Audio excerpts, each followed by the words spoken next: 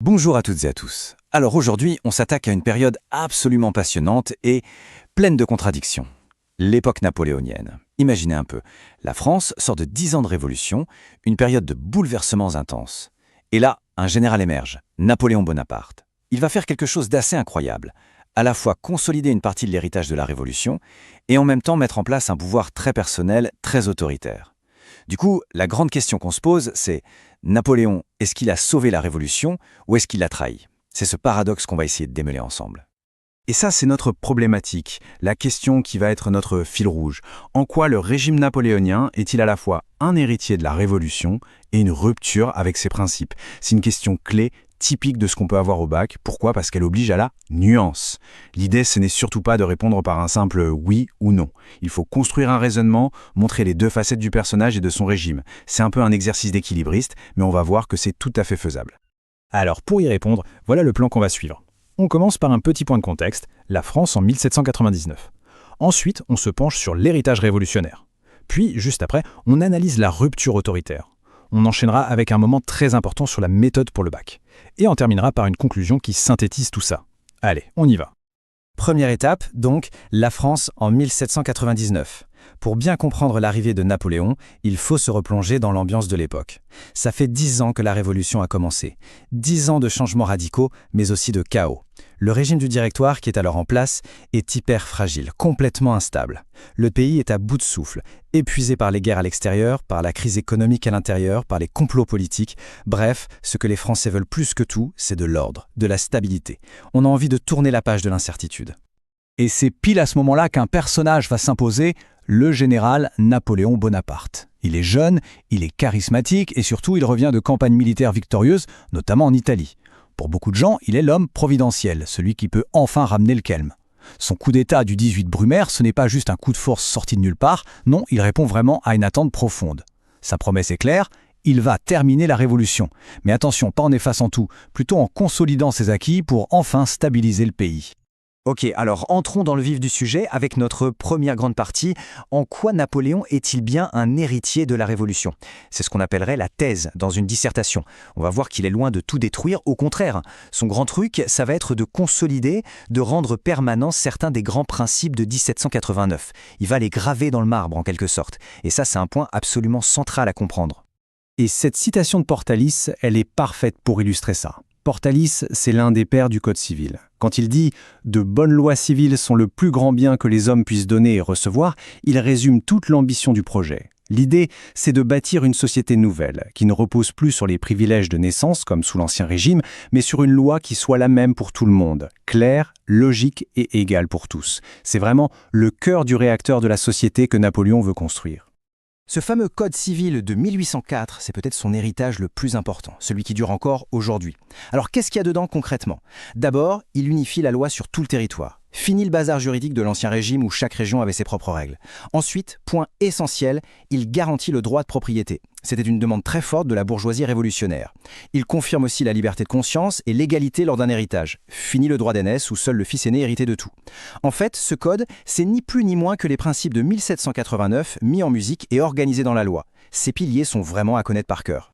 Mais ça ne s'arrête pas au Code civil. Napoléon, c'est un vrai bâtisseur d'État. Il va créer des institutions qui structurent encore la France aujourd'hui. Par exemple, la Banque de France en 1800 pour stabiliser l'économie et la monnaie, le Concordat signé avec le pape en 1801 pour apaiser le conflit religieux qui avait déchiré la France, et bien sûr les préfets. Un préfet par département, nommé directement par lui, apparaît pour s'assurer que ses décisions sont appliquées partout. Le but de tout ça? Créer un État centralisé, moderne, efficace. Bref, un État stable qui vient consolider l'héritage de la Révolution. Bon, on a vu le côté héritier. Maintenant, il faut absolument regarder l'autre face de la médaille. C'est notre antithèse, la rupture autoritaire. Parce que oui, Napoléon consolide certains acquis, mais il le fait en sacrifiant quelque chose d'essentiel, la liberté politique et les idéaux démocratiques de la Révolution. Et là, la rupture est brutale. Regardez cette chronologie, elle parle d'elle-même. 1799, il est premier consul. On est encore officiellement dans une république. 3 ans plus tard, 1802, il se fait nommer consul à vie. Déjà, on sent le glissement. Et 2 ans après, 1804, c'est le couronnement, il devient empereur. En 5 ans à peine, on est passé d'une république à un empire. C'est fulgurant. Progressivement, il a aspiré tous les pouvoirs. La souveraineté de la nation, principe phare de la Révolution, a été remplacée par le pouvoir d'un seul homme. Et pour asseoir ce pouvoir, il ne fait pas dans la dentelle. Il met en place des outils très efficaces. D'abord, une police politique redoutable, dirigée par Fouché, qui surveille tout et tout le monde. Ensuite, la censure. La presse est complètement contrôlée, le nombre de journaux à Paris passe de plus de 70 à seulement 4. Les opposants, qu'ils soient royalistes ou jacobins, sont pourchassés, emprisonnés ou exilés. Et le symbole ultime de cette rupture, c'est qu'il crée une nouvelle noblesse, la noblesse d'Empire. Même si elle est basée sur le mérite et non la naissance, c'est quand même un sacré retour en arrière par rapport à l'idéal d'égalité. La formule à retenir, c'est que l'ordre passe avant la liberté. Cette comparaison permet de voir le fossé qui s'est creusé. L'idéal de la Révolution, c'était quoi? C'était que le pouvoir appartienne à la nation, au peuple, à travers ses représentants élus. C'est l'idée du citoyen qui participe à la vie politique. Sous l'Empire, la réalité est tout autre. Le pouvoir est concentré dans les mains d'un seul homme, et ce qu'on attend du peuple, ce n'est plus de participer mais d'obéir. On n'est plus vraiment des citoyens, on redevient des sujets. Cette nuance entre citoyen et sujet, elle est absolument fondamentale. Et puis, il y a la guerre. C'est un point essentiel. Au début, les guerres de la Révolution étaient défensives, il s'agissait de protéger le pays. Avec Napoléon, ça change complètement. On passe à des guerres de conquête, d'expansion. Ce chiffre 600 000, c'est le nombre de soldats de la Grande Armée qui partent pour la campagne de Russie en 1812. C'est colossal. Ça montre la démesure du projet impérial. Ces guerres permanentes vont vider la France de ses hommes et mettre l'Europe à feu et à sang. On n'est plus du tout dans l'idée d'apporter la liberté au peuple, mais bien de les dominer. C'est une autre rupture majeure avec l'esprit de 1789. Voilà, on a bien posé les deux grands aspects du régime napoléonien, l'héritage d'un côté, la rupture de l'autre. Maintenant, une petite pause méthodologique, mais qui est super importante. Comment on utilise tout ça concrètement pour le bac? Comment on s'y prend pour analyser un document sur cette période? C'est crucial, donc on va prendre le temps de bien décortiquer la méthode. Pour l'étude de documents, il y a une méthode en 4 temps qui marche à tous les coups. Prenons un exemple concret, la citation de Portalis qu'on a vue tout à l'heure. Étape 1, présenter. Qui, quoi, quand. L'auteur, c'est Portalis, un juriste. La nature, c'est un discours. La date, 1801. Simple. Étape 2, contextualiser. Qu'est-ce qui se passe en 1801? On est au début du consulat, Bonaparte est au pouvoir et son objectif est de remettre de l'ordre.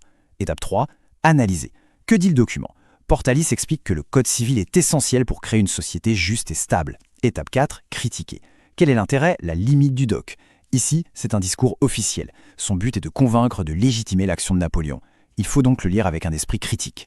En suivant ces 4 étapes, on a une analyse complète et structurée. Allez, quelques dates clés à avoir absolument en tête. 1799, le coup d'État, c'est le point de départ. 1804, l'année pivot, c'est l'Empire et le Code civil, le sommet du pouvoir. 1812, la campagne de Russie, le moment où tout bascule. Et enfin, 1815, Waterloo, la fin de l'aventure.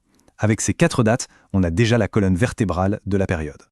Un mot de vocabulaire à bien maîtriser, le plébiscite. Napoléon adore ça. C'est un vote où l'on demande directement au peuple de répondre par oui ou par non à une question. Mais attention, ce n'est pas de la démocratie. Les résultats sont connus d'avance, la question est toujours posée de manière à ce que la réponse soit oui.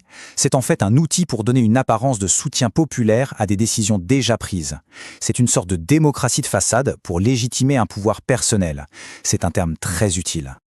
Pour finir sur la méthode, quelques erreurs classiques à éviter. La première et la plus importante, c'est le manichéisme. Voir Napoléon soit comme un héros, soit comme un monstre. Non, il est bien plus complexe que ça. L'objectif, c'est de montrer cette complexité.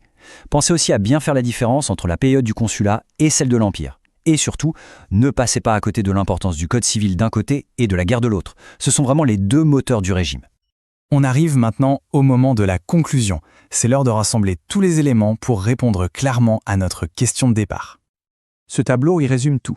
D'un côté, l'héritage révolutionnaire, l'égalité devant la loi grâce au code civil, un État centralisé, efficace, le droit de propriété. De l'autre côté, la rupture autoritaire, un pouvoir personnel et dictatorial, la censure, la police, le retour d'une noblesse et des guerres sans fin. C'est vraiment ça le régime napoléonien, une tension constante entre ces deux pôles. C'est un résumé parfait pour les fiches de révision. Donc, pour répondre une bonne fois pour toutes à notre problématique, le régime napoléonien est une synthèse complexe.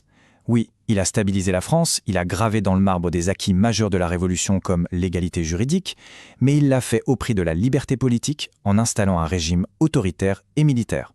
C'est une sorte de en même temps historique. Il consolide la Révolution sur certains points, tout en la trahissant sur d'autres. Il stabilise le pays, mais il l'épuise par la guerre. Et on termine avec cette question, un peu pour ouvrir le débat. Finalement, Napoléon, fossoyeur ou sauveur de la Révolution? La question reste ouverte, même chez les historiens. Il n'y a pas de réponse unique. Le plus important, c'est de se forger sa propre opinion, une opinion nuancée et argumentée avec tous les éléments qu'on a vus. Parce que l'histoire, ce n'est pas apprendre des réponses par cœur, c'est avant tout apprendre à se poser les bonnes questions. Merci beaucoup.